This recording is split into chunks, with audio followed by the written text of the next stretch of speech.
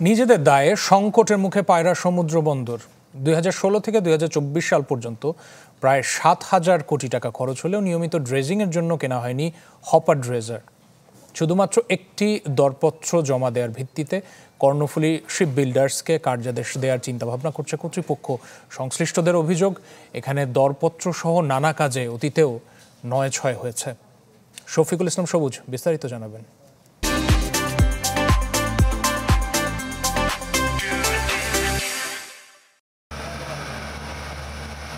পায়রা পোর্ট শুরু থেকেই ধুঁকছে সমুদ্র বন্দরটি। সম্ভবত যাচাইয়ের সময় বলা হয়েছিল যে পথ দিয়ে জাহাজ এসে ভিড়বে এই বন্দরে, সেই চ্যানেলের নাব্য রক্ষায় বছরে খরচ হবে হাজার কোটি টাকা। প্রতি বছর কয়েক লাখ টন পলি জমে রাবনাবাদের এই পথে 2016 থেকে 24 পর্যন্ত প্রায় 7,000 কোটি টাকা খরচ হয় বন্দরের পলি অপসারণে। তবে এত টাকা খরচের পরেও এখন হুমকির মুখে এই বন্দর। আর 2 মাসের মধ্যে যদি পলি অপসারণ করা না হয় তবে বন্ধ হয়ে যেতে পারে দেশের তৃতীয় এই সমুদ্র বন্দরটি। চুক্তি অনুযায়ী কথা ছিল নিয়মিত পলি অপসারণের জন্য 2টি হপার ড্রেজার আসবে পায়রায়, কিন্তু প্রকল্পের মেয়াদ শেষ হলেও তা পায়নি বন্দর কর্তৃপক্ষ। যেখানে বিশেষজ্ঞদের মতামতকে পাশ কাটিয়ে একটি মাত্র দরপত্র পাওয়া গেছে, এমন অজুহাতে কর্ণফুলী শিপ বিল্ডার্সকে হপার ড্রেজার নির্মাণের কাজ দেবার তোড়জোড় চলছে। শুধু তাই নয়, বেলজিয়াম ভিত্তিক প্রতিষ্ঠান জেন্ডেনুলকেও কাজ দেওয়া হয়েছিল সরাসরি ক্রয় প্রক্রিয়ায়। এই পথ ব্যবহারকারীরা দুশ্চিন্তায় সামনে কি হবে তা নিয়ে।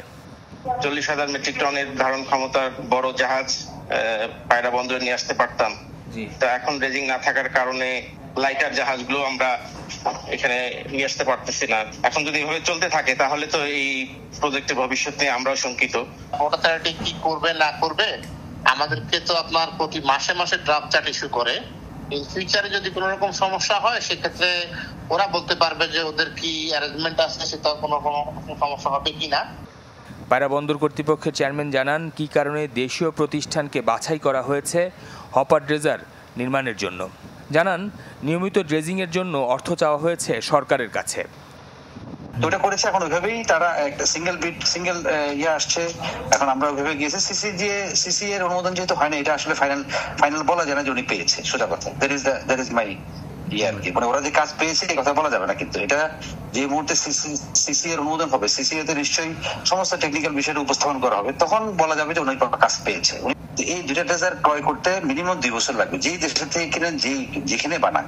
এই 2 বছর আমাদের এই চ্যানেলটাকে রক্ষা করার জন্য, বেসিক্যালি আমাদের রক্ষা করার জন্য এটা আমাদের এটা দরকার।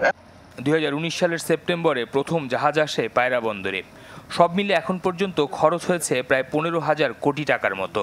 টেন্ডার প্রক্রিয়ার যে 9-6 করার অভিযোগ উঠেছে তা তদন্তের দাবি করছেন সংশ্লিষ্টরা। শফিকুল ইসলাম সবুজ, চ্যানেল 24, ঢাকা।